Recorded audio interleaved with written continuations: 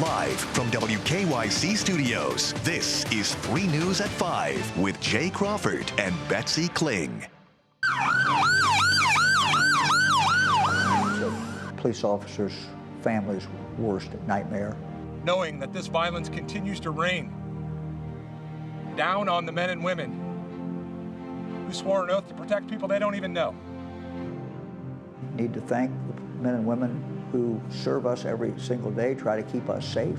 They run towards danger. They do it every single day.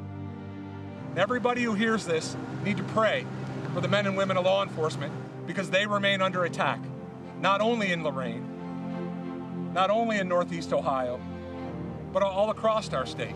Pray for the Lorain Police Department in the coming days.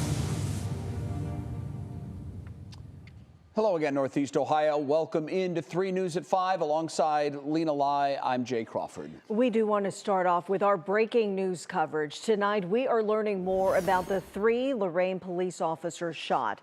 They are 51-year-old Officer Peter Gale, 47-year-old Officer Brent Payne, and 35-year-old Officer Philip Wagner. Payne and Wagner remain in the hospital in serious condition and the Lorain County community is rallying in support of these officers. Tonight, we have team coverage. Our Lindsey Buckingham live at Cleveland Metro Hospital with what we're learning about the victims. But we start with Annabelle Childers, who has new information on the investigation. Annabelle? Well, guys, I want to start by letting you know that just in the last few minutes, we watched a Lorain police officer lift the cones and let us into the area. This is the very first time we're getting a look at this dead end of Riverbend Drive where this horrible shooting unfolded.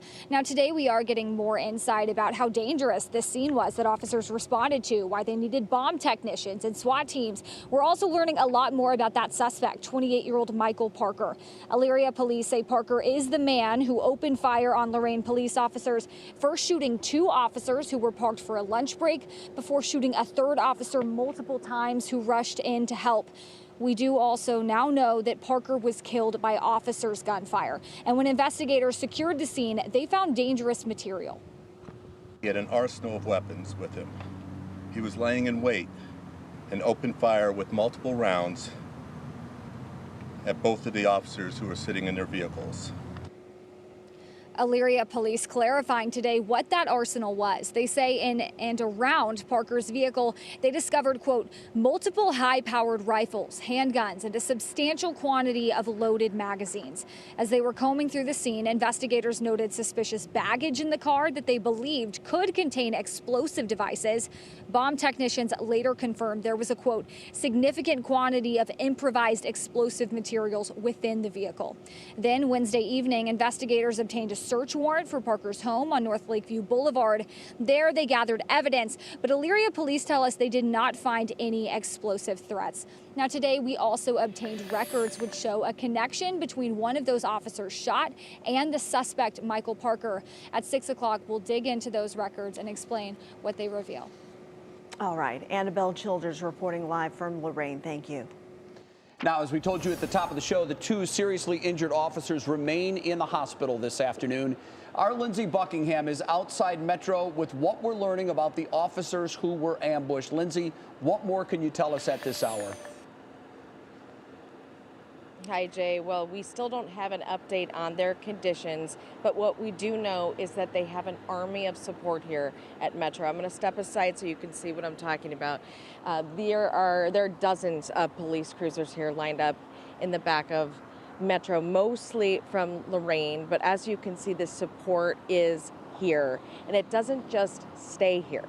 It stretches the community who have vowed to stand by their side. The support has been endless. Departments from across the state showing love for Lorain police officers, Brent Payne, Philip Wagner, and Peter Gale. The Cleveland Division of Police, Akron PD, dozens of others, all standing with their brothers in blue. The statistics are sobering. According to the Ohio Fraternal Order of Police, 166 Ohio police officers have been shot in just the first 6 months of this year. This was Lorain's first major police shooting in 70 years. Tonight, the community has promised to be by their side. Really nice guy. Former Lorain Police Canine Officer Larry Giese says he didn't know Officer Payne well during his 28 years with the department, but he did speak to Payne's character. Everything I've heard about him, really good officer, caring officer.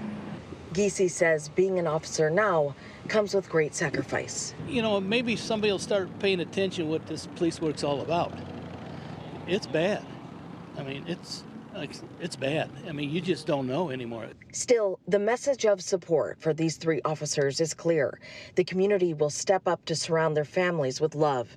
Several local businesses organizing meal trains, and Rockin' on the River is donating proceeds from this weekend's concerts. And a GoFundMe has been started for Officer Wagner's family. And you're looking at dozens of police cruisers here lined up outside of Metro in the back, actually, and you can still see people showing up. There are officers that are still trickling in to show support for their 2 officers that are here. There have been many, many fundraisers organized to help the officers and their families, and we're going to keep telling you about them as they come in. But Jay, we were talking at 4 just about how when this happens to one department, all of them show up because it feels like it happened to them. And that really just goes to show you how tight-knit these officers are. Absolutely. Lindsey Buckingham reporting live. Lindsey, will stand by and go back to you if we learn any more information, for sure. Meanwhile, we can tell you this. If you'd like to help the family of Officer Wagner, a GoFundMe page has been set up in his name by his sister-in-law. Several $1,000s have already been raised. We also have a list of organizations and events that are helping to raise money on our website, WKYC.com. And tonight, the city of Lorain is standing together in solidarity. Flags outside the police department are flying at half-staff, and a growing memorial now lines the front of the building. Flowers, flags, and candles are being placed by heartbroken community members. The department says they have received more food than they can handle right now, but if you would like to help, donations to the Lorain Police Officers Charitable Foundation are very welcome. Today, a woman and her certified therapy dog, Hufflepuff, spent the morning outside and offered their support to the grieving community. You bring in the dogs, and then all of a sudden people, their anxiety just kind of melts out of them. I see the community is very supportive here, and I like to see that. The community needs to be very supportive of their police.